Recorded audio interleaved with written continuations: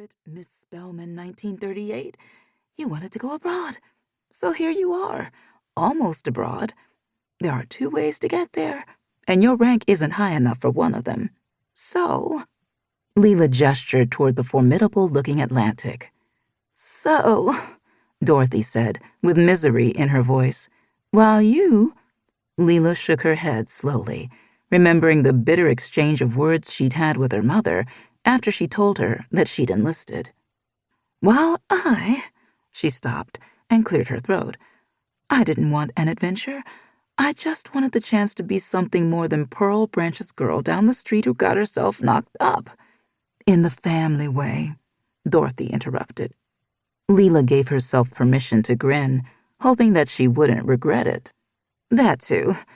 Without a husband anywhere in sight, hardly enough schooling to count for much, and only a maid's job to keep her. Oh, and no prospects of doing better or getting more for herself and her boy.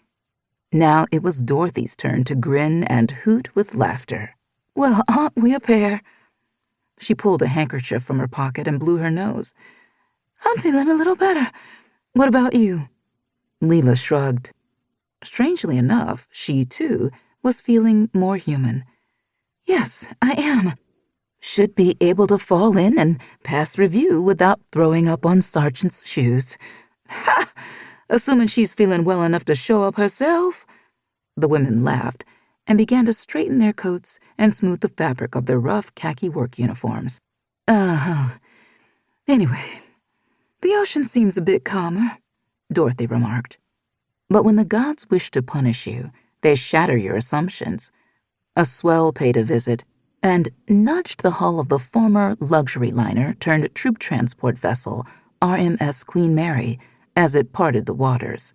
Leela ran toward the railing. No, it's not. Dorothy sighed and handed her friend a handkerchief. Leela studied it briefly before extending her hand. It's clean, Dorothy said through clenched teeth. I always keep 2 in my pockets. Whose fault is this again?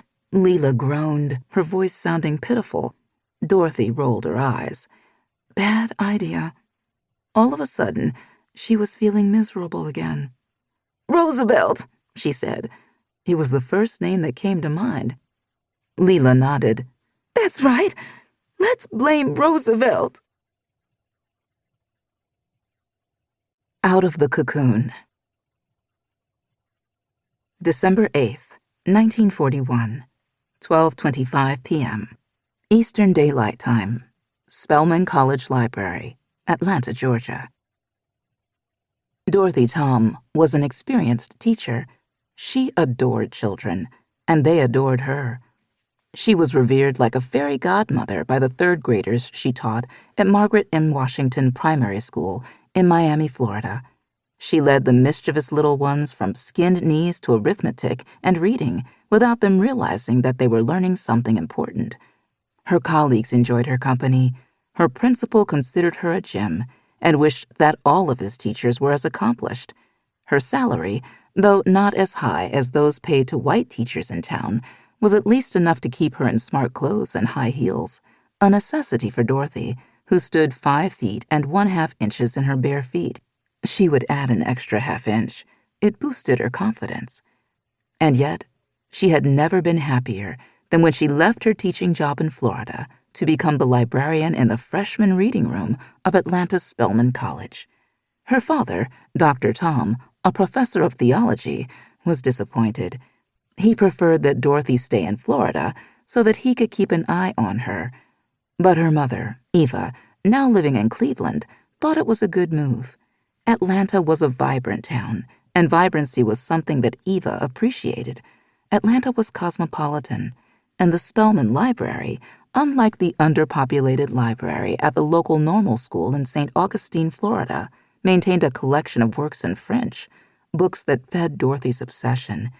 She borrowed her favorites, anything by Flaubert or Dumas, so often and kept them for so long that the librarian issued a warning citation. She'd taken her degree from Spelman with a double major in English literature and French. Now, on her break, she sat in a quiet reading nook, elbow bent, chin in palm.